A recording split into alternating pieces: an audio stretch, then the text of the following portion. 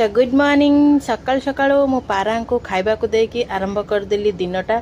तो सकाल उठला बेलू पारा अलरेडी मत सतक डाकुंट आस मत खाई दे भोक होलानी बोली मत से भाया फिल हुए तांको दे देकी दिनटा आरंभ कली जेहेतु आज संडे तो निजपाई किसी केयर नापी कि मु हेयर पैकटा गोटे बनईकी रखी राति आउ आर पूरा वीडियोटा आपन को निहाती शेयर करी नेक्स्ट वीडियो रे कौन हेयर पैक रे सब यूज कली आ कौन बेनिफिट रहिबो सेटा सब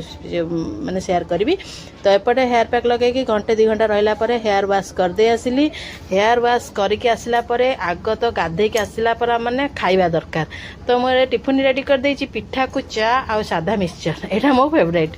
तो आ किसी करें उपमा करें पिठा काली राति बिरी चाउल बाटी देती एपटे टिफिन करदे कि चलि रोसई घर को रोसई आज संडे रे कौन हम भाभी भाभी कि भाविली नॉर्मल कारण संडे मु तो नॉनवेज खाएनी आउ साधा करदेवी कौन टे करी बोली भाविला बेलू को एपटे मु